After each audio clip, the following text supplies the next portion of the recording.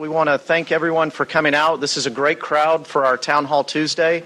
I think hopefully you got a chance to go downstairs and look at the displays and interact with some of our police officers. Many of them will be around after the Town Hall meeting if you have some additional questions about things that you saw that you didn't get a chance to ask. But once again, thank you for being here. Just a couple of logistics for those of you who have not been to one of our meetings in this room. Restrooms are out either door. The women's restroom is to the right. The men's restroom is to the left. Feel free to go at any time that you need to. Questions tonight. We have a lot of information we're going to throw at you. Feel free to, if we're going too fast or we don't say something clearly, definitely stop us and ask a question. Make sure we're expressing ourselves clearly. If you are afraid to raise your hand at any time, most of the group I know here are probably not that shy.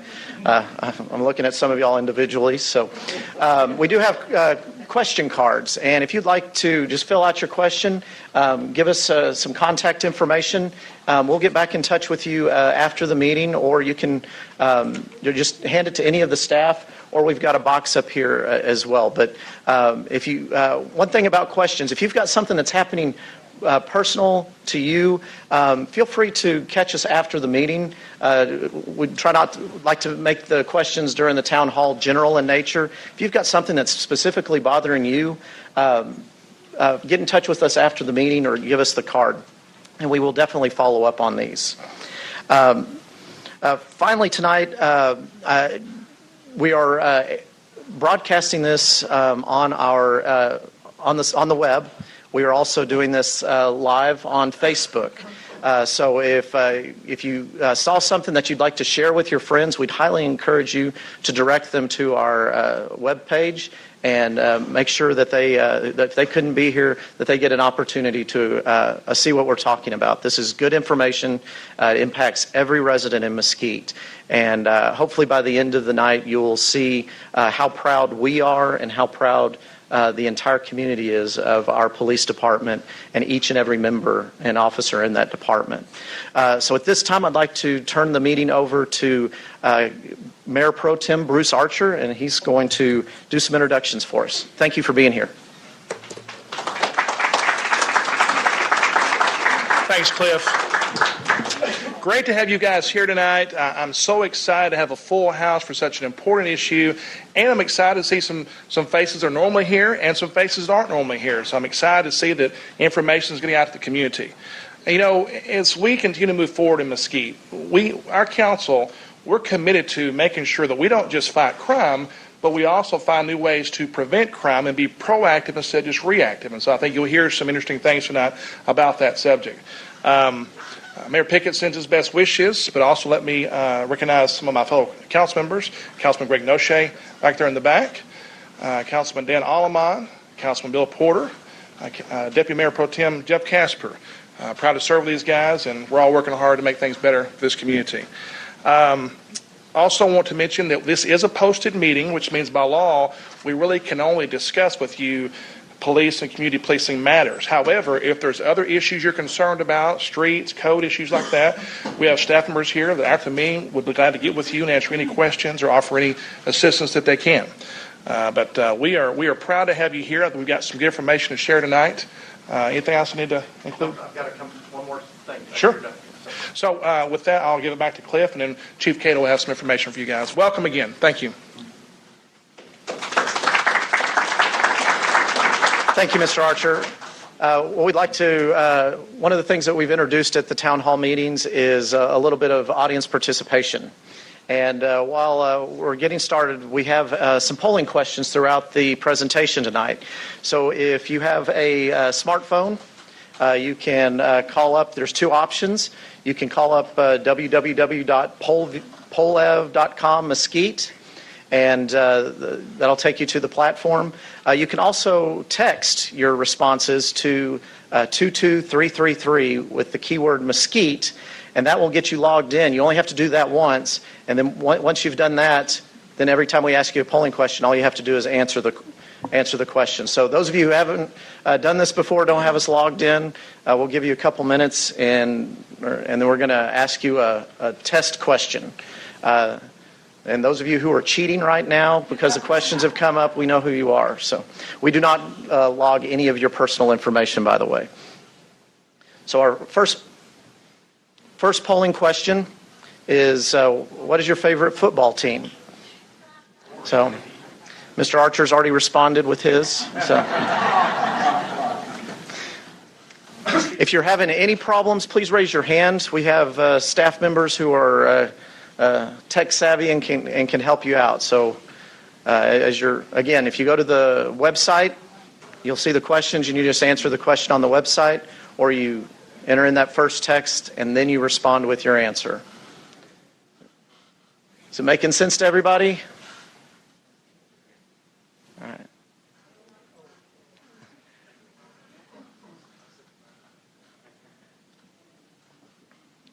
I'm sorry, Mr. Casper, it doesn't look like we've got a lot of West Mesquite fans here. So again, does anybody have any problems? Okay. Well, we'll go ahead and get started. At this time, I'd like to introduce Chief Charlie Cato. Chief's been with us for just about 6 months now, and has tackled a lot of things in Mesquite. He has done an analysis of the entire department, looked at our strengths and our weaknesses, and he has developed a great plan to move us forward as a community, as a police department, and as a city organization. So at this time, I'm pleased to present Chief Charlie Cato. Thank you.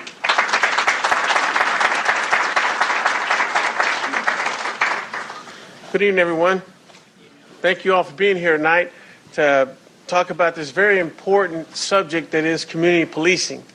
It's important because it is the way in which we, the police, need to accomplish certain goals that are vitally important to keeping Mesquite safe, and that is identifying problems. And how we need to do that is by talking to you, the folks who live here and work here and own businesses here, to identify what are those issues that we need to be working on and that we need to address.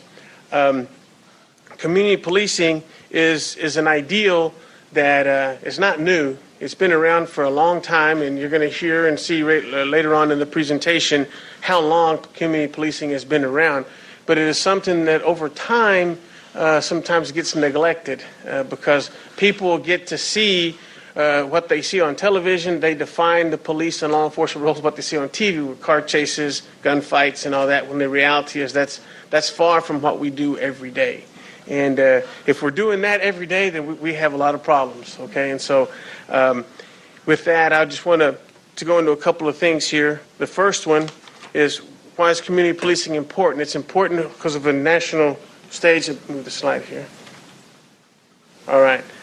I talked before about the President's Task Force on 21st Century Policing, and that's a report that was done, commissioned by President Obama. And there were law enforcement leaders and community leaders and attorneys and Department of Justice. A whole lot of folks collaborated on this report. And there were 6 things they said the police departments need to do to be successful going forward into the 21st century.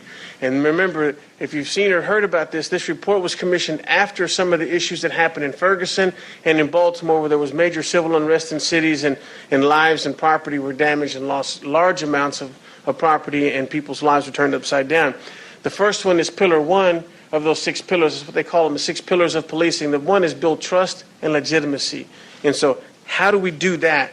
Well, they made some recommendations, and one of the recommendations that they made was that we establish a culture of transparency. We need to be open. We need to be open about our practices, the things we've done in the past. As law enforcement, we need to acknowledge the history that comes with that.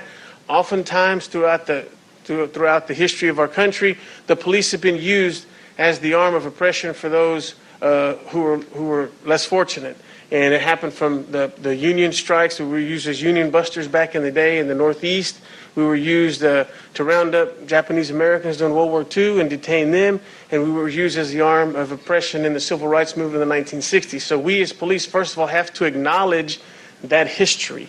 And that's what defined policing in America for a long time. And so we acknowledge that, and that's a basis for us to move forward and start building trust. Another way for us to build trust is that we promote that trust by having interactions with the public, especially the youth of our city, that are non-enforcement and non-investigative in purpose. that means they're not in trouble. We're not investigating them for a crime. We're not arresting them or shaking them down for a crime. We are having interaction with them. One of the things we've done recently is partner with the Parks Department. They open up a rec center and make a rec center available on Saturday nights. We play basketball with the kids. And I've been out there, and you want to see a pitiful sight, you see me running up and down a basketball court. That is it's a pitiful sight. But it's important that the kids get to see me as a human being, not just a guy in a uniform. And that we can talk and we can have a Gatorade together and we can just listen. I can listen to them, and hopefully they will listen to me then when I have something to share with them about being successful in life. And so the other thing is we need to focus some of this trust building in our communities of color. Oftentimes, as we see these situations erupt in cities across America, it's the relationship between the police force, which is almost always predominantly Anglo, with the African American or Hispanic community, with communities of color. So we need to do a better job of connecting specifically to the communities of color here in Mesquite and all across America. In Pillar 4, the community policing and crime reduction, that's another recommendation that they made in this report, and it talks about one of the mistakes that police departments make across America is that we identify one or two people or even a small group of even 10 or 12, and that's the community policing unit, and that's their job to do that soft, fuzzy stuff, and the rest of us go out and chase bad guys and put them in jail. And that can't be. For us to be successful, community policing has to be ingrained into the culture of the organization. It needs to be who we are. It has to be what defines the Mesquite Police Department, what makes us different from other police departments across America. And so that's where we want to move towards. The City Council also has given us some goals and directions. These strategic goals of the council, these are 3 of them right there. You can see them. They want us to interact with the communities to train the Crime Watch. Every community, you look at the map back here, you can see where we have some neighborhoods with Crime Watch groups and some without. Those without, we need to make those connections and start Crime Watches there. Crime Watch is more important than just coming together and talking about crime. It helps build a stronger neighborhood. As I've mentioned before many times, you'll hear me say this again and again. I've been to cities across America, cities that were successful and vibrant, neighborhoods, communities, and cities that were struggling, and I've seen them. And what I have found is those communities that are most vibrant, that are most successful, that are the safest places, are places where the people participate in their own public safety. They pay attention to what's going on. They're engaged with the police department. They're engaged in mentoring programs with young people. You don't have to have a badge and a gun to be a mentor to a young person. There's a lot of things that can be done through our churches, through our schools. There's a lot of opportunities to volunteer. You're going to hear about opportunities here in the police department we have for you as citizens to participate. And you'll see some of our folks in our blue shirts out here, our Citizens Police Academy alumni. You'll hear about that program later on. Also, we want to train non-public safety employees on how to participate in crime prevention. So when they're out there in the neighborhood, code enforcement, and they see something, we want to teach them things that they can spot and they can see and they can notify the police department. We want to teach the sanitation crews. They're going down the alleys, and criminals like to work the alleys. When they're going down there, they see things they can notify us. We want to teach them specific things they can look for to help us identify potential crime problems before they occur. We want to be about prevention. The easiest, it's easy to investigate something and find somebody after it happened, but somebody's been victimized. For us to do that, somebody's already been victimized. Somebody's suffered a loss. It's much better for us to prevent the crime from ever occurring to begin with. And you'll hear more about that later on. Another program is to improve the community policing and crime watch and increase visibility in the neighborhood. So you're going to see programs where we can do that. That's part of the CPA, part of our Skywatch, part of the different things that we do there.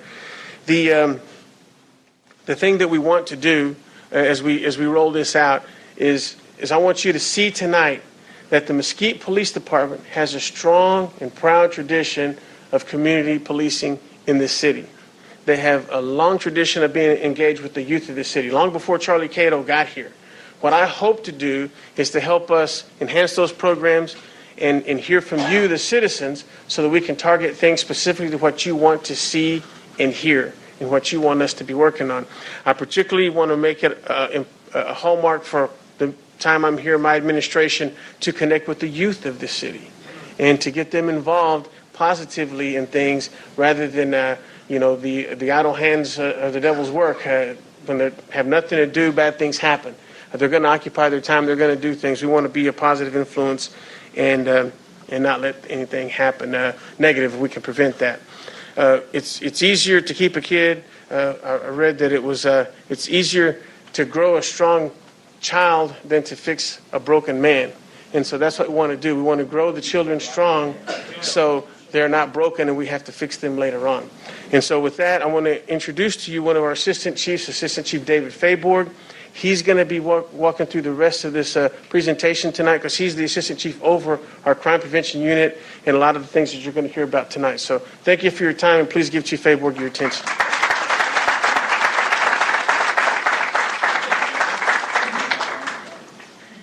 Hi, everybody. Thanks for coming out. We really appreciate your partnership in this program.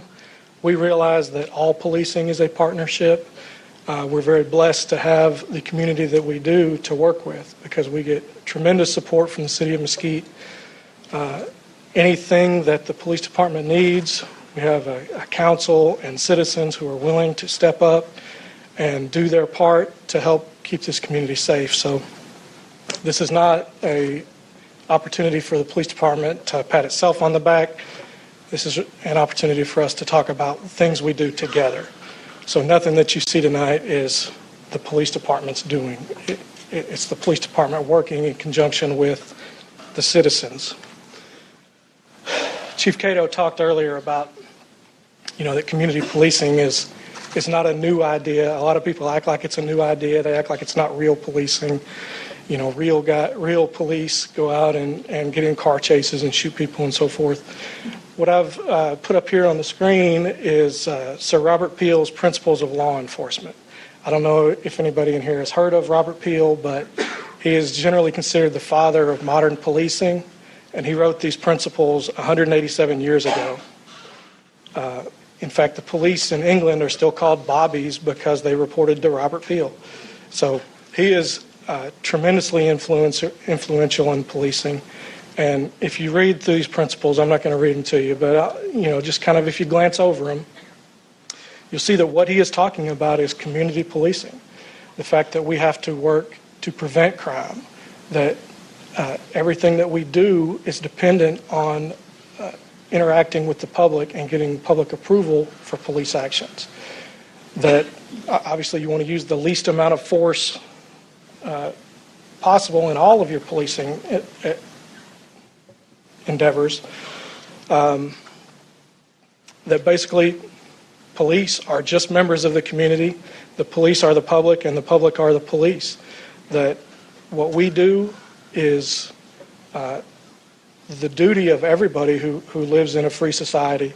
We just get paid to spend all of our time doing it. So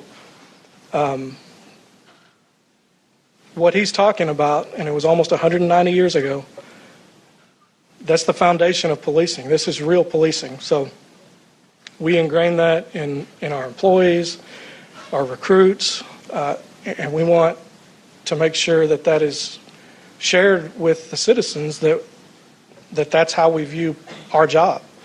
That being said, every single call that we respond to, we should have a community policing focus.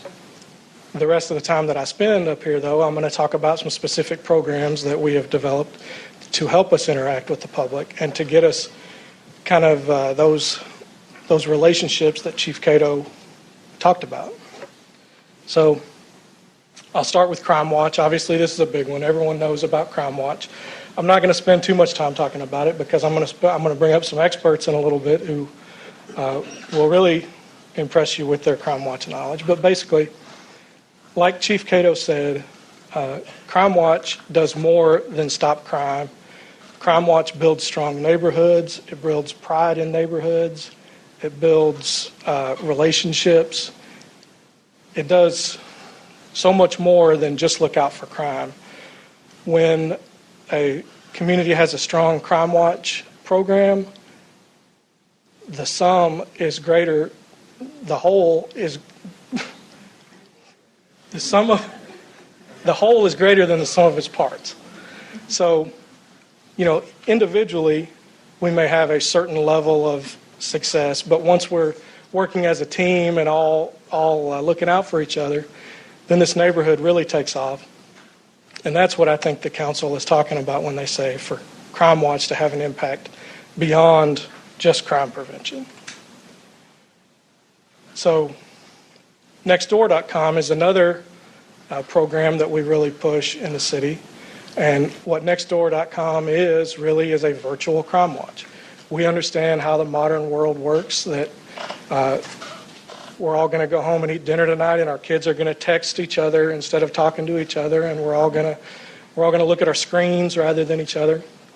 The Mesquite Police Department can't defeat that trend. We can't put Zach out of a job and get rid of Facebook and that trend. So we embrace it, and we embrace it so much that this is growing much faster than Crime Watch. Nextdoor has 9,000 households active in Mesquite at this time, and it just keeps growing. It's just as effective as Crime Watch. So we really push it, and we encourage people to participate in it. The next thing that we do that we think is very important for citizens to know about is crimemapping.com. What we do with this is that we publish all the crime that's reported in Mesquite that we think people need to know about. It is a good way for people to protect their own property and make sure that they're active in their own safety. This is going to include all of your thefts and Part 1 crimes and so forth.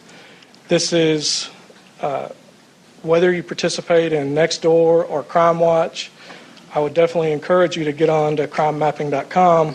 You can get to it either through the City of Mesquite's portal, through our website, or you can go to crimemapping.com, go to Texas, and then go to Mesquite. But you can also set up your account so that anything that happens near your home, you can automatically receive an email. It's updated daily. You can put in any addresses that you're interested in and be notified when crime occurs near any address that you care about. So just to break up my talking, let's do one of our interactive polls. And the question is, what you think is the most frequently reported crime in Mesquite?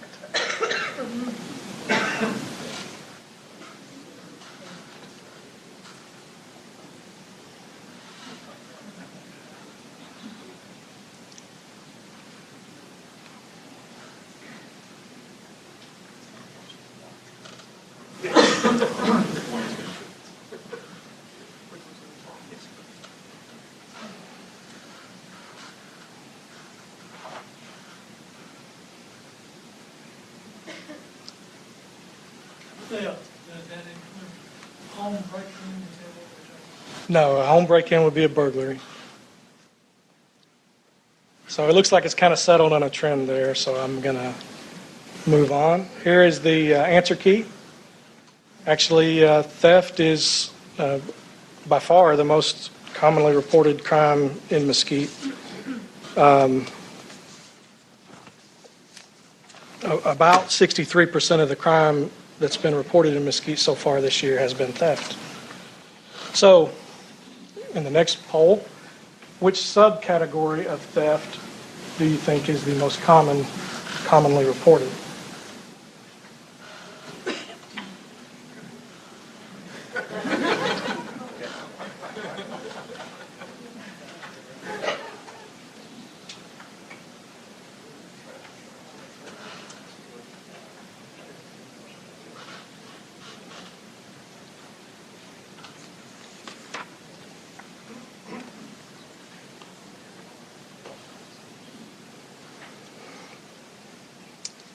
Okay, that's settled in a little bit, so we'll move on to the answer key. This is, you did really good on that one. That was burglary of vehicles is the most commonly reported type of theft in Mesquite. About 31% of our thefts are car break-ins.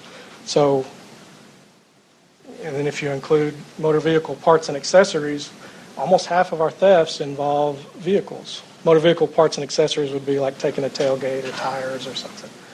So it's important to know that, because then you can take steps to lock, take, and hide and do other things that would help, protect your vehicle. There's not much anybody in here can do about shoplifting if you don't own a shop, but the more knowledge that you have about what types of crimes we face, the better, and that's why we're so adamant about pushing crime mapping and so forth.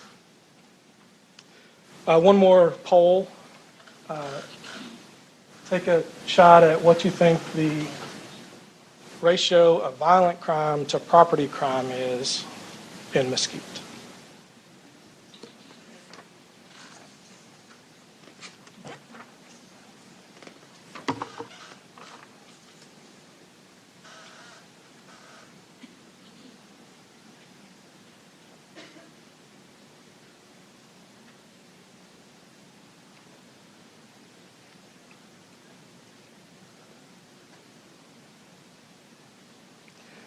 All right, that's kind of settled down. So the correct answer is 10% violent crime, 90% property crime. So again, sir. Yes, based on your survey, is this up to the present time? This is And through. since school started, has it decreased? This is our UCR crime through August. We do see fluctuations through the year, depending on whether the kids are in school or not. But this is through the end of August. These numbers that I'm using. So I'm going to talk about some of the programs that we have implemented here that I hope you haven't heard of all of them. If you have, then you are a very knowledgeable citizen. If you haven't, then I hope you'll pick up something that you can maybe use. The first one I'm going to talk about is the exchange zone. When you're leaving here, if you look out in the front lot of 777, you will see 2 parking spaces that are set aside as an exchange zone. This is for face-to-face transactions. We know that Craigslist and those things have become very popular. But if you think about what you're doing in those situations, you're agreeing to meet a stranger with either money or something that they want, and it's a potentially dangerous situation. So the police department here has set aside some of our parking lot that it's well lit, it's video recorded, there's always police officers close, as a safe place to do those exchanges. And that's something that we've done to try to prevent crime rather than trying to arrest people for committing those crimes and so forth. Another program that I want to talk to you about, and I'm really just trying to sell this to you. This is really a force multiplier for the police department. What it is that we're asking citizens to tell us if they have video cameras that could possibly record crimes that occur. Video cameras have exploded like crazy. There's video cameras on parking lots, streets, alleys. People record their own property. You may not know about the crimes that have occurred, but if you've registered, if you've gone onto our website and registered your video camera, a detective might see that, okay, well, there was a crime in that area, or that's an area of ingress or egress for a bad guy who committed a crime, and then they could contact you and say, hey, I'd really like to look at your footage. Obviously, we're not asking for you to give us access to your cameras or your footage. We're just asking for a contact so that we can call you and say, hey, on this date at this time, did you record anything that could help us solve a crime? So that's what the community video partnership is about. Something else that I want to encourage people to do, or I would love to see everybody in here sign up for, is the Citizens Police Academy. The Citizens Police Academy is an outreach program where we try to make ambassadors in the community for the police department. You spend 12 weeks with Officer Contreras and other people like him, about 3 hours a class, talking about police things. You talk about the penal code, you talk about use of force and accidents. Obviously, I showed the coolest thing you get to do. That is, yes, that is a machine gun. Yes, they did let my wife shoot the machine gun, and they have still never let me shoot the machine gun because she went through the Citizens Police Academy. But it is a great program to learn more about the police department. And when you graduate from the Citizens Police Academy, you're eligible to join the Mesquite Police Academy Alumni Association. And in my humble opinion, this is the best volunteer organization in the free world. They help us with everything that we do. They've helped us with this program tonight. They fingerprint kids. They man the Skywatch. They help us in any way that could happen. If officers are on a extended call, they'll bring their coach out with air conditioning and snacks and that sort of thing. It is a great program, not just for your own fun, but it's a way to serve your community, and it's a way to have a really positive effect on Mesquite. The MPD Explorer Post. This is one that it's not a new program, but in my opinion, it's a program that has new life. This is a program that, and the credit goes to Officer Roan and Officer Contreras and Officer Haley. I'm sure there's some that I'm forgetting, but they've taken this program and have turned it into a mentorship for young people. It's for high school age kids in Mesquite who have an interest in law enforcement. We think we do good for these kids. We teach them, some values and mentorship and so forth.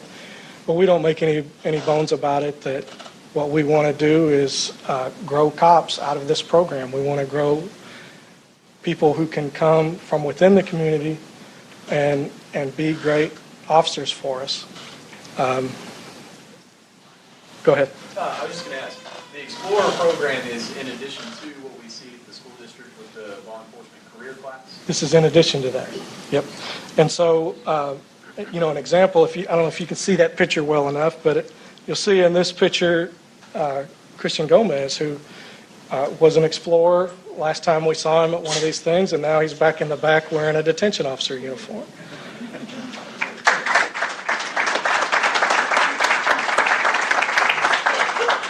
So we think that's a trend that will continue, and it will be a great pipeline for us to hire great kids that we know that we can hire before anybody else gets. And the program that you mentioned is also a program that we're really trying to get our claws into, and we do a little kind of mini CPA with those kids, and our goal is to be the first place that those kids apply when they get eligible. So, we try to grab those kids just like these, and I think Chief Cato's leadership has really emphasized that it's a long-term proposition because these kids are not old enough to be cops. But once that pipeline gets rolling, it's going to help us with our recruiting. It's going to help us with making sure that the future is secured for the Mesquite Police Department. School resource officers, I don't have enough time to talk about all the things they do besides just keeping our schools safe. These officers have a tremendous relationship with the students. They represent the Mesquite Police Department every day. They act as mentors, counselors. They, take on a very important role in these kids' lives, and they do a great service for this whole community in the way that they do it. They each have an office in the school, and they're available to talk to parents, teachers, anybody. They are an important part of our community policing program that just can't be ignored.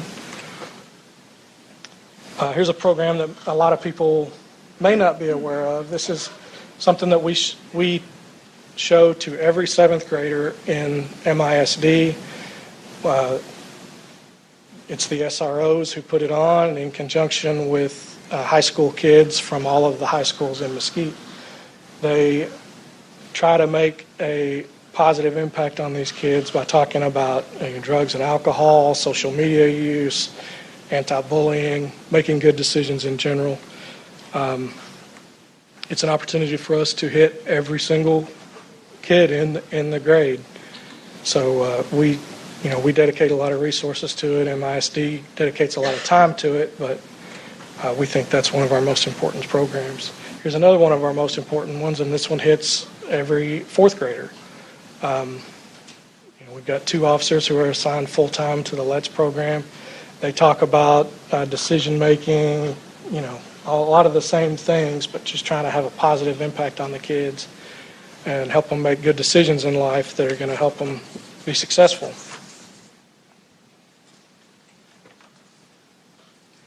Here's a new one. I'm sure you know how expensive summer camps are if you have any kids. There's just a lot of kids who don't get to participate in that sort of thing. What we've done for the first time this year is that the Mesquite Police Department hosted 2 free summer camps for kids who wouldn't otherwise be able to do that. The family just doesn't have the resources to do that. And this is an opportunity for us to reach out to them, let them have a good time with officers, and like Chief Cato said, to get to know them as people and build relationships. Kids are recommended by MISD teachers and administrators. This is the first year that we've done that, but that will definitely continue as we go forward. Books and badges, this is support of MISD's reading initiatives. Kind of similar to what the chief said about, it's better to build strong kids than fix broken people. It's in our interest for people to be at their proper reading level and not get left behind in school, not fall behind.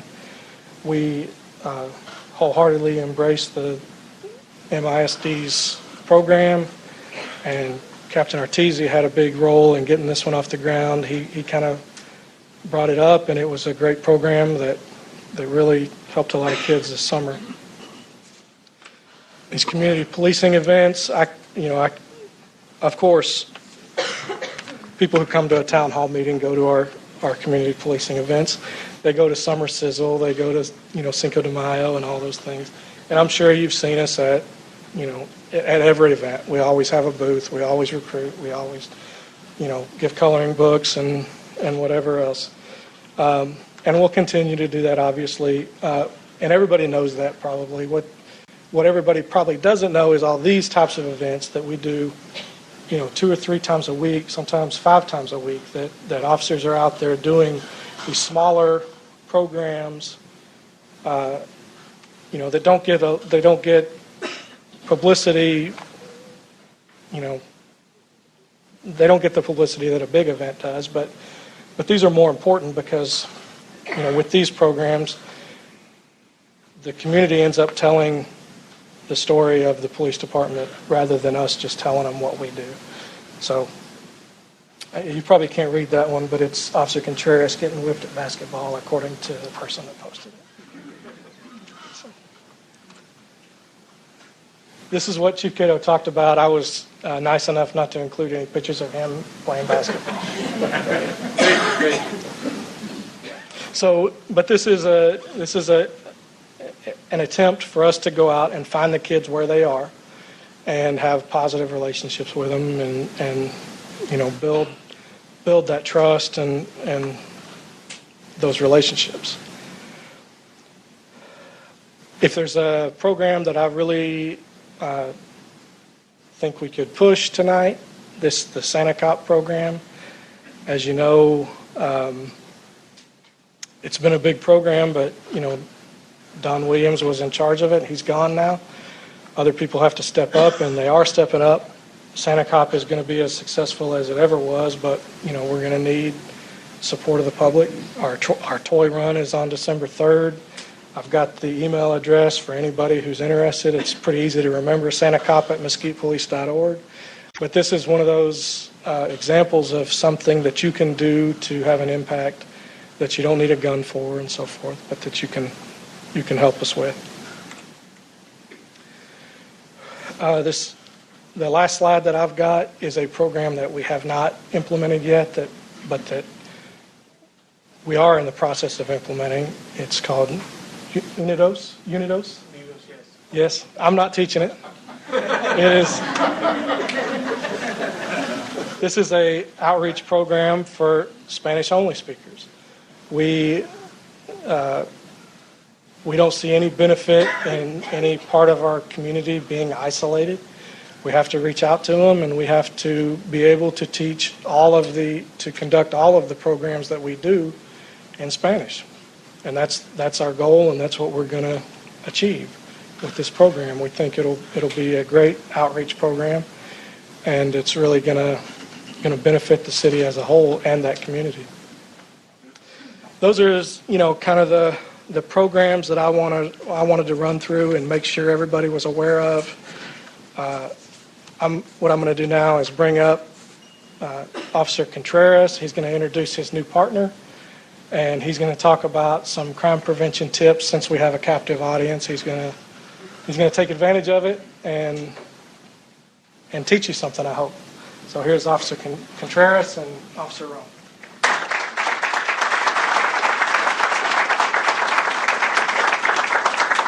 Good afternoon, everyone. I'm so glad to be here, and it's such a wonderful turnout. I know most of you, so I was going to spare my introduction, but for those of you that do not know me, my name is Officer Stephen Contreras. I've been with the police department now going on 11 years. I'm a local boy. I grew up here. I graduated from West Mesquite High School. When I graduated high school, I went to work in the jail as a detention officer, and while going to college, and I turned 21 and became a patrol officer. After that, as I was on patrol, I then transferred to the school resource officer at West Mesquite. So it was pretty neat that I got to go back as the school resource officer of the school that I graduated from. So yes, that is my favorite football team, by the way. I should have voted. So me and Casper, we worked together for a while. And then I transferred to the LETS program, which stands for Law Enforcement Teaching Students, when I taught the little tiny kiddos, which was wonderful. And now I am your crime prevention officer. It is with great pleasure. Tori, he's going to introduce himself, but first I want to apologize to his wonderful wife for he's been here for maybe 3 weeks, and I've already stole him from her for the last week or for the last several weeks. So I apologize to you, Ms. Roan, for that, for stealing him. But we do work together on crime, like Chief Fayborg was saying. With the Explorer program, and we're also hostage negotiators. So, like I said, we are always together. So I'm glad we like each other so much because, geez, we're always together. But without further ado, I want to introduce my brand new partner, Officer Roan. Well, good afternoon, everybody. I like my partner too, sometimes. Really quick, I want to take a poll for the Creek Crossing Crime Watch group that happened yesterday, who are present today. Can I get you to raise your hands? First off, I want to thank you for coming out again. For you, this is going to be a repeat from last night, so act like you never heard it before. My name is Tori Roan. I am a police officer here with the Mesquite Police Department, and I have been in office for 9 years now. In the course of my duties here, I've worn a couple of hats. So I've been a field training officer where I was tasked with training our new officers on patrol. I'm also a certified crime scene technician, so I'm tasked with the preservation collection of evidence at crime scenes. I am a certified instructor. I am also a crisis negotiator, and we go out with the TAC team at times when we're needed. My fifth hat now becomes the crime prevention community policing role, and I'm extremely excited and I'm happy to be in this role. And I want to reference those nine principles that Assistant Chief Fayborg talked about. The seventh principle from Robert Peel talks about the police being the public and the public being the police. And it's kind of important that we talk about that. And the reason I say that is due to the fact that we want to make sure that our communities are being active with the police department. We want that collaborative effort. And in order for that to happen, sometimes we need to get together, we need to partner up, and we need to form these crime watch groups. And we want to take an active involvement in those crime watch groups. And so what tends not to happen is we tend not to know our neighbors anymore. I think sometimes we get plugged into the fact that, we have 24-hour news cycles, we have these electronic devices that we're geared in, but we don't necessarily find out what's going on with our neighbors to the left and the right. We don't know what's happening across the street with our neighbor we haven't seen in a while because we don't talk anymore. And so if you, again, would do me one quick favor, I promise this is the last one. If you are sitting to your left or your right, behind you, or just introduce yourself. Just say, hey, hi, I'm so-and-so.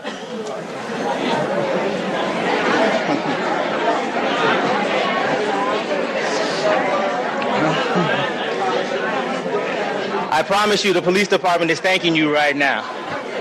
Right?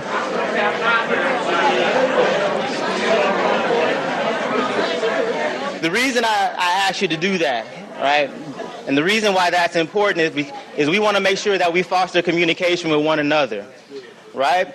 Sometimes we put a lot of onus on the police department, and we're required to do a lot of things. And on a day-to-day basis, we get busy sometimes, right? But when we don't look out for each other on a daily basis, when I don't know my neighbor, when I can't find out when that person's out of town and say, hey, I'll be looking after your house while you're gone, right? That's what the community service policing is about. That's what the Crime Watch is about. We want to make sure we formulate those communities in our neighborhoods. We want to make sure that we foster that communication, but we want to get to know each other in the same retrospect. And the reason I say that is not only am I work here, but I live here as well. I'm going to point out my better half, my cuter half is my wife, who's in the crowd. But not only am I a police officer, but she works for MISD in special education. My niece and my nephew graduated from high schools here in Mesquite. My daughter is a student here in Mesquite. I'm invested in this community just like you are, and I care about this community just like you are. But I want you to understand that as me and Officer Contreras take this role, there's not a cookie-cut answer to every problem, all right? It's not going to get solved overnight, but with this communication that we foster, with getting to know each other, communicating, emailing, phone calls, we can fix it together. And so I'm excited to be here. I'm going to turn it back over to Contreras. We'll be here at the end if you have any kind of questions, if you need a number or a business card, and I'll be happy to answer you any of your questions. Keeping in mind that I'm still learning, so if I don't have the answer immediately, I'm going to ask this guy back here to help me out. Okay? It's nice meeting everybody.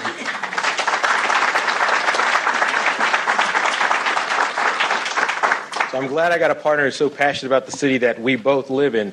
That's always important to have an officer who cares about not only the community that he works in, but also lives in. So we are just as vested as you guys are. Now, very briefly, I don't want to spend too much time on this because I'm sure you guys have tons of questions. Well, guys and gals have tons of questions, and we'll be more than happy to answer them for you.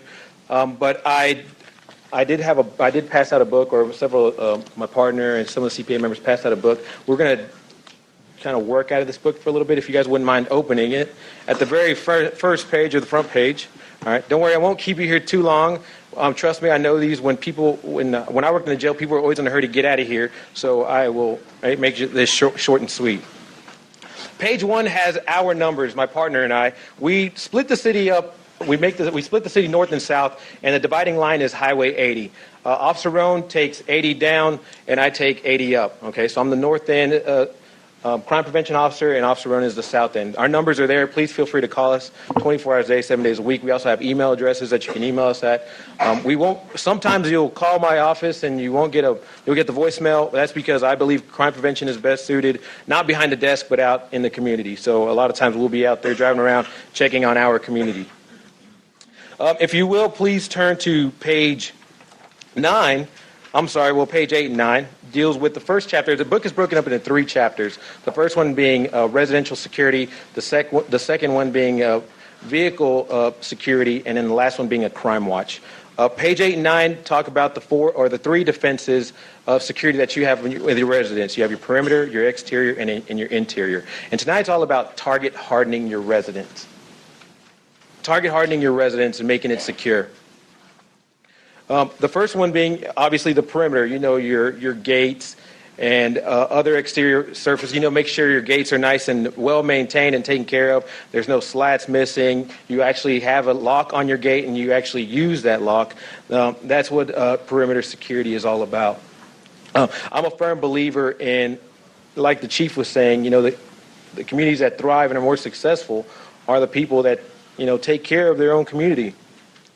Another aspect of perimeter security is landscaping, maintaining your yards, maintaining your trees, your shrubbery. Think about it. As officers are patrolling the streets, we're looking for a lot of what's called natural surveillance. As we're driving by and we see that your yard is nice and trimmed up and your bushes are level and not too high over your windows, you think about it, if your shrubs are really high, you think, oh, that's great privacy for me.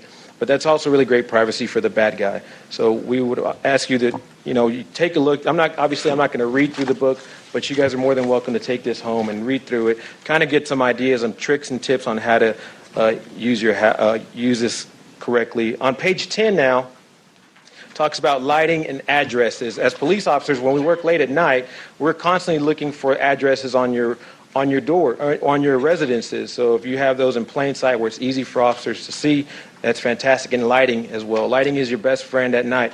I heard Councilmember Bruce Archer say, light the night. Now we have fantastic things like LEDs, and there are high definition lights out there that make that your neighborhood or your area a lot brighter. A lot of people complain and say, the streets are too dark.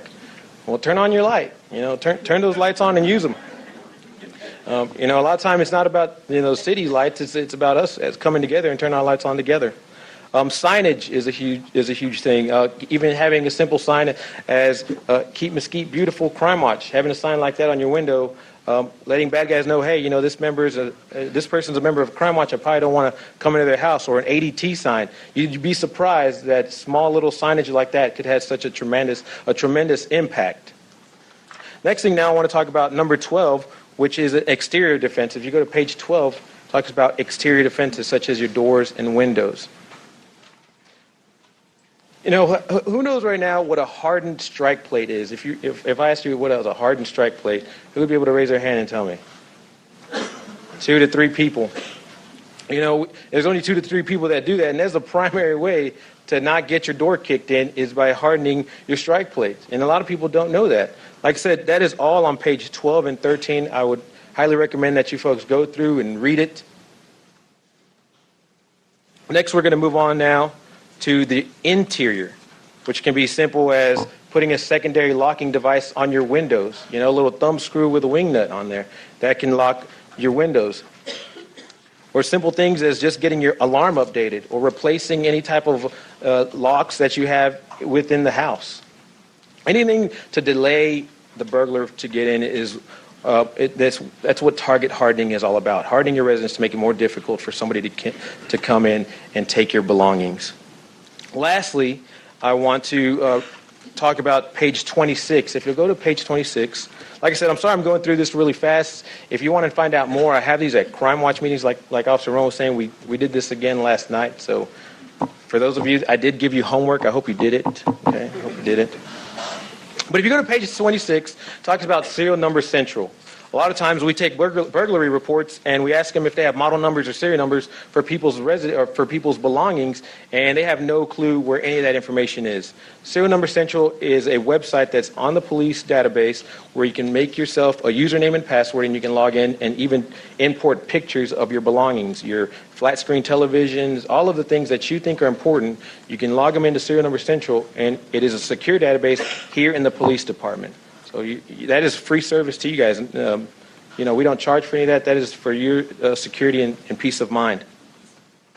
Lastly, now I want to talk about Keep Mesquite Beautiful. You saw these wonderful signs. I'm sure you're wondering, where did he get this wonderful thing from? Well, on page 57 in your book, it gives you an order form on where to order it. Councilmember Aleman was telling me that he went through a neighborhood and he saw 12 of these signs sticking out in their front yard, and he thought that was fantastic. And also, I highly recommend if you want this for your flower bed, you can get online and order this, or you can mail in with the amount. It kind of gives you the breakdown of how much everything is. If you order it in bulk, it's a little cheaper. But I highly recommend that as well. And then lastly is page 33, and that is forming a crime watch in your neighborhood. Right. Take that, and if you already have a crime watch, like Officer Rowan was saying, take it to your neighbor and give it to them and help them form a crime watch in some other another neighborhood. So please take this book home with you. It is a treasure trove of information. Like I said, I want to leave it open to some questions if you guys want to get home. So Chief, you want to come up here? We'll take some questions from some folks. Thank you for that. Thanks.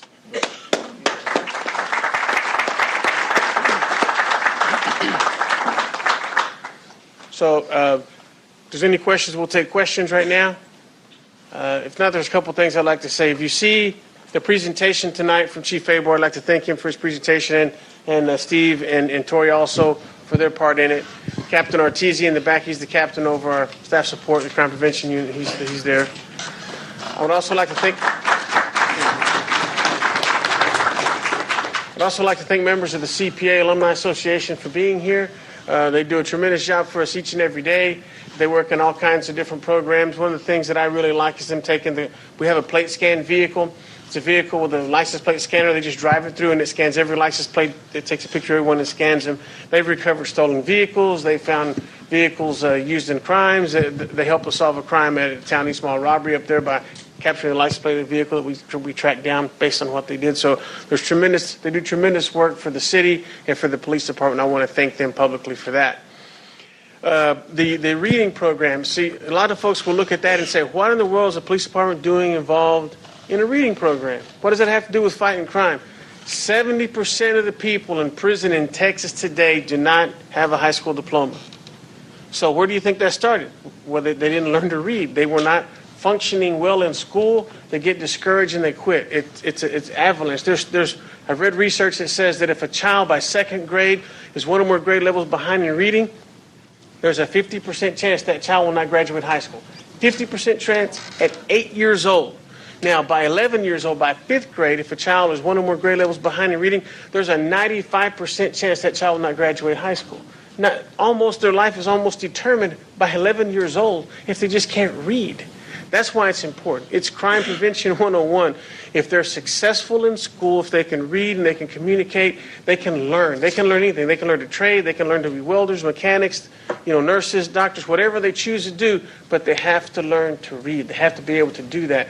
And with the changing demographic in the city of Mesquite, and 53% of the children in the MISD today are Hispanic. And so some were having to overcome a language barrier just to get them to be able to read first grade, second grade level. So it's really something that's very important as we go forward. As a city, as just a city here in Mesquite, it impacts everybody. You don't have to be a police officer to read to a kid, to get a book and go to school and volunteer at the library and do those things. That's something you can participate in no matter your age. You don't have to be an adult. You can be just an older child, a 5th or 6th grade child. You can go do that. So there's so many opportunities for us to truly impact the crime in the city by doing something as simple as helping somebody learn to read. And it helps keep them on a path to where they can be productive later on. So everything that we talked about here works. It's important. And I want to thank the city manager and the executive staff for making it a priority for us in funding, and I'd like to thank the city council. Based on the analysis that I've done, I made a budget recommendation, a presentation to the budget for the next 5 years, a plan. The council asked some very strategic and important questions, and the city manager did also before I ever got to the council. They put us through the ringer there. And so the city administration and your elected representatives are all on board in making Mesquite the safest place in Texas and in America to live, work, and play. And that's our goal in the police department, to make Mesquite the safest place in America to live, work, and play. And we hope that we've answered your questions, and we're all going to be here afterwards to take any questions that you might have. So, any questions? If not, oh, yes, sir. Where are we at manpower-wise? Are we at our required number? Well, we're authorized 231 officers, and we're at 222 right now. So we're 9 below that. We just started a police academy class in July 20th, and we have 5 people in that class. And so that 222 counts them. We also have 2 lateral transfer folks. That means certified peace officers that work for other police departments are now working for us. And so recruiting is going to be very important to us going forward. Again, the city council and the city manager's office has stepped up to the plate. Not only have they authorized us to fill those 9 positions, they've actually given us the ability and permission to go 10 above that if we can get them. And so way above what we're even authorized to fill. So there's a lot of support from the council and manager's office on growing the organization and keeping us at a staffing level. It's not a popular time to be a police officer in America today. Okay, it's just not. And so that's something that we're going to have to work through as an organization to get those folks in the door. Yes, sir. Chief, could you give us the elevator version of some of the investments we made, the K-9 units, for example, and how that's fitting your strategic vision, the 5-year plan? Yes, what I would like to, what I'd ask the council for, and still not approved, so I'm hoping that I think we've had a good conversation about it, is I'd like to add 2 K-9 officers to the department. We don't have K-9 officers here, but when you look at the drug nexus of crime in America and in Texas in particular, we would be blind to say that they're not drugs in this community. And those K-9 officers, having them to help us track down suspects and helping them on the road to help us search vehicles and develop probable cause to search vehicles, because the K-9s are trained and they're certified to narcotic detection. That's what we're gonna get. It'll help us tremendously. When you look at the freeways we have, 30, 80, 20, 635. Again, North Central Texas, not Mesquite in particular, but North Central Texas is just a hub. It's a transnational hub for narcotics movement coming up from the border. You have I-20, I-30 that go east and west, and I-35 that goes from Laredo all the way to the Canadian border, from the Mexican border to the Canadian border. So it's important that we recognize the fact that all of that stuff flows around here, and that we need to be working on that kind of stuff. And be prepared to deal with it. So the K-9, I want to do some intelligence-led policing, looking at the crime reports. So I've asked them for 2 crime analysts, civilian positions, that they can look at the crime on a daily basis and delve into our crime statistics and develop information, intelligence information that our officers then can use to go out and track people down and actually be in neighborhoods. There are some predictive policing models that I hope to employ when we have all those tools at our side and have the civilians to do that. I want to get a civilian dispatch manager to run dispatch and free up that lieutenant to come out of there. We have a sworn manager over there now and have a civilian manager over dispatch. So there's several things that we'd like to do, and I've asked the council for. Technology is another big piece. One of the council goals is to use technology to make the public safer and to fight crime. So cameras, license plate readers, cameras in public spaces in the retail area, major routes of ingress and egress to the city, all those kind of things are things that I've asked for in a 5-year incremental budget. And so that's what the council, Mr. Casper was talking about there. So I'm optimistic that a lot of those things will get filled. Yes, I'm sorry. Another question? I was just wondering, with that in mind, are we likely to possibly get some more patrol officers on these highways? Yes, I'm sure we will. Right now, the main thing is to patrol the streets in the neighborhoods right now, and I want to make sure that we're fully staffed for that. And as we build that capacity, then yes, we'll have to work some of the freeways, and I've asked for some non-sworn employees to help us in that endeavor too. One of the big drains on manpower is freeway accidents, and since they raised the speed limit out here on 635, it's like a bowling alley. Anytime you have one, you're just going to have multiple. And so having folks who can direct traffic, you don't have to have badge and a gun for that. They can go up there and help us with traffic while the police officer investigates the accident, does the report. So, yes, sir. You referenced the changing demographic of the city. Are any of your programs looking at if that's a direct correlation to the crime rate? And then is that a positive change for the city? Or what, from your assessment, has been the combination? It has impacted the crime rate. Mesquite has had a pretty consistent crime rate as far as ratio of property crime to violent crime. I've looked at stats they provided me all the way from the 1988 to now. So last 27 years, 28 years. And so the ratio is pretty much the same. We've had some peaks and valleys in there. The peaked actually in the 90s as far as property crime, the number of crimes per 1,000 population. That's how we compare it, per capita crime. The changing demographics and what I've seen so far has not impacted the crime rate. It's been pretty consistent. The way we impact the crime rate is through these programs like Officer Contreras was talking about. Property crime is about opportunities, and so we need to identify those opportunities and we need to mitigate those. We need to close those gaps. For example, one of the big ones is in those burglary motor vehicles. 1 out of every 5 crimes in the city is a car break-in. About 1/3 of those cars are unlocked. They don't have to break a window. They just jiggle the handle and the door opens and they're in. Another part of those thefts are lawn equipment. Since it's been warm, they leave the lawnmower weed eater outside to go in and get a glass of lemonade, get something cold, drink, come back out, and it's gone. All somebody has to do is stop, pick it up, and take off. So if you don't leave it out there, somebody can't take it from you. So closing your garage, things like that. There's a lot of things we can do as a society to limit those opportunities. Yes, sir. What is the percentage of crimes that are solved in this group? It varies on the type of crime. We have a good clearance rate when it comes to the violent crime. The really good clearance rate as far as homicides and things. We've had 3 homicides, and we've arrested somebody in each one of those, or we've cleared each one of those.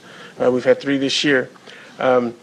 The property crimes, unless somebody sees them, or unless we use one of our other means, like we have a bait vehicle, we put a vehicle out there with property in it and let somebody steal it. We have cameras on it and we arrest them. We watch it, and when we arrest them, we go do it. We clear those.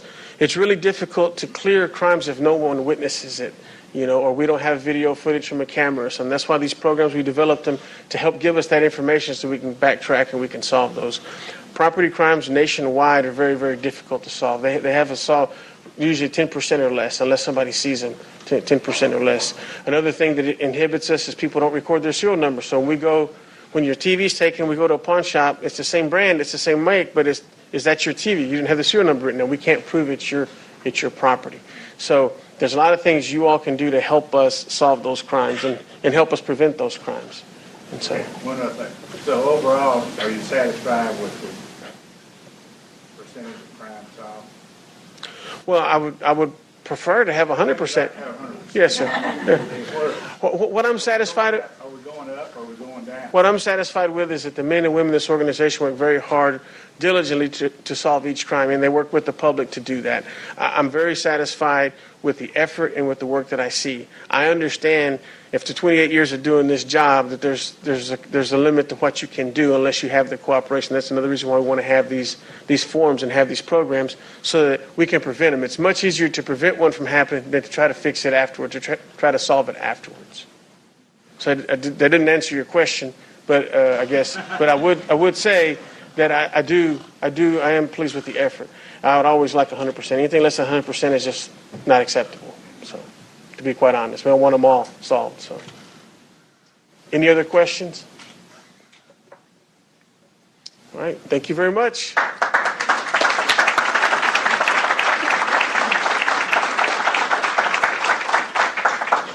Well, I hope that you all were informed, and if you weren't informed or if there's more questions, we'll all be around for a little while afterwards. We'll stick around and ask more questions if you need to.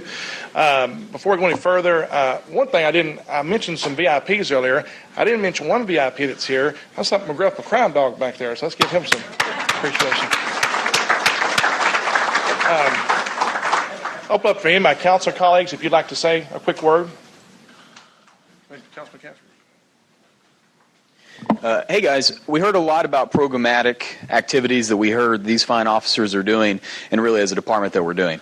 The other side of community policing is the community part, right? And we didn't hear quite enough about that, and without being too JFK-ish, because I do an awful Massachusetts accent, what can we do for our community? And how can we get involved? And what is that action plan? And so if we can consolidate, and I'm kind of looking for staff, maybe we can aggregate the different opportunities that we can get for folks to get involved. The easy thing is join a crime watch. It's a little harder to start one if there's not one, but we have fantastic people in this room who've already done that and give you great tips on how to do that. The other thing is, if you have a crime watch, are you implementing the best practices that we have available for you? We have invested in crimemapping.com. Do you know how to use it? Does anyone in that group know how to use it? What are we looking for in our neighborhoods? What kind of crimes are geographically concentrated around us?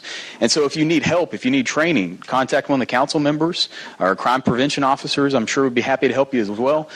How can we be a force multiplier? And so I just charge every one of us as we leave tonight, these guys and women put it on the line every day. How can we assist them? So try to have that perspective, and I look forward to brainstorming with you and moving the dial that way. Thank you. Councilman O'Shea, would you like to?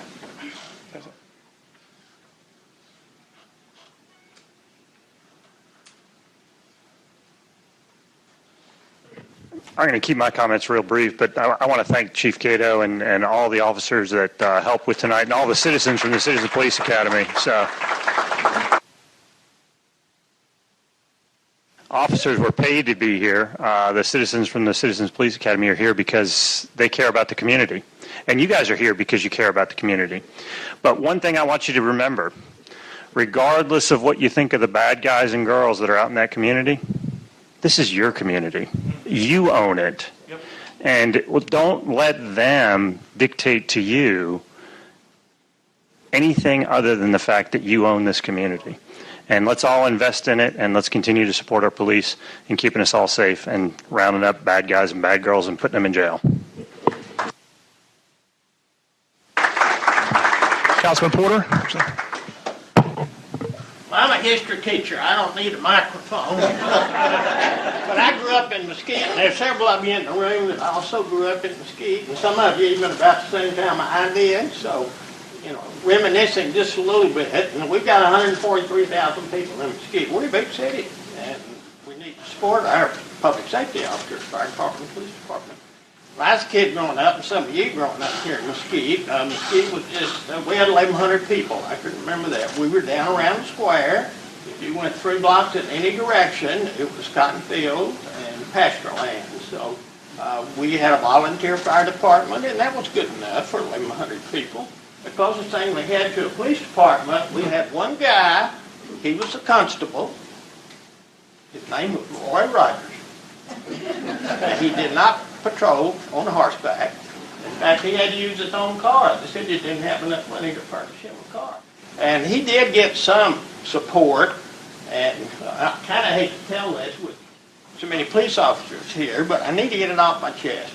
About once every 3 months, myself and a handful of high school boys, after dark, we would go out in the country, about where the airport is now, and we would crawl over a barbed wire fence, and we would get a bale of hay, and we'd come down and put it on the square, and we'd say, leave a note to Roy Rogers for your horse Trigger. So he got support too, but we do give our police and fire people a lot of support, and the city staff helps us with that, with the support of the citizens. We'll continue to do that. So, thank you.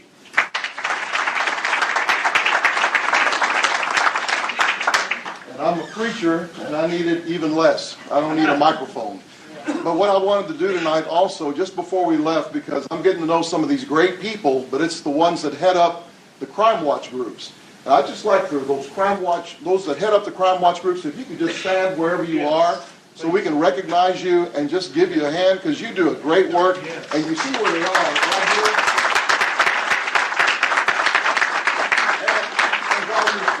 And while you're still standing, the block captains, how many block captains are there in this room? Block captains, stand up. And they're the ones that make it, they all make it work. They all make it work. So I just want to encourage us. We listen to these things, but we need to put application to it. If we're just listening to it, it's just not going to work.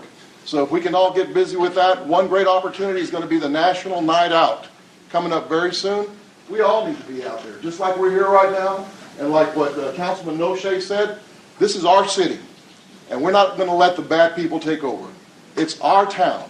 And so we need to continue to be out there, and we don't need to be behind closed doors and just waiting to see what bad thing's going to happen next. So it's a great turnout tonight, and I appreciate you all being here. Thank you. We've recognized some folks, but I also want to mention that Sunday we had an opportunity to recognize those whose lives were lost on 9/11, and we dedicated our wonderful Freedom Park that I know we're all very proud of. But I think it's appropriate also to take a second to honor all those law enforcement officers who are here tonight, who protect us and look after us. So if y'all would you please stand and give them a round of applause, please?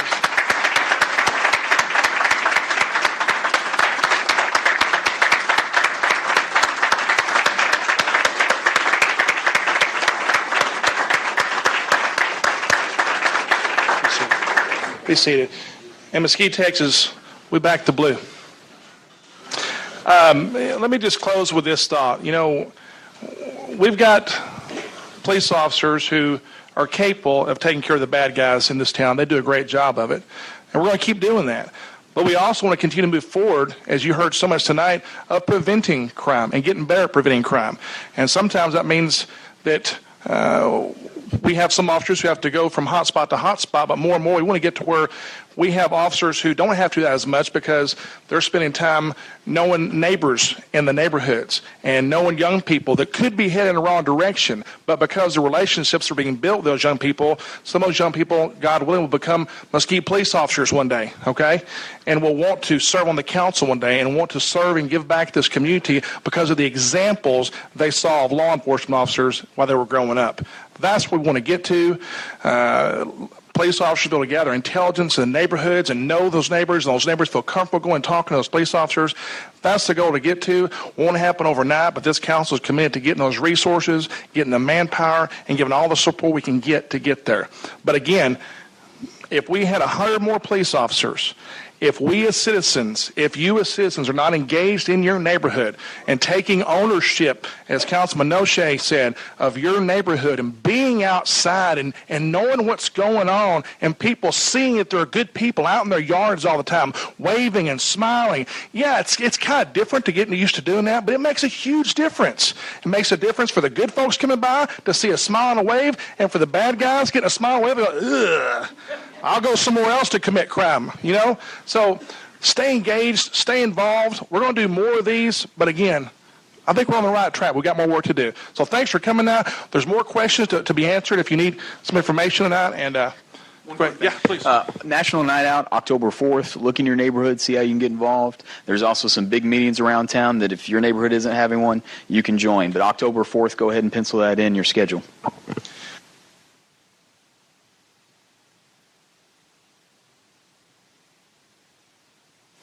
All the folks who put this together, thank you so much. Let's give them some applause real quick.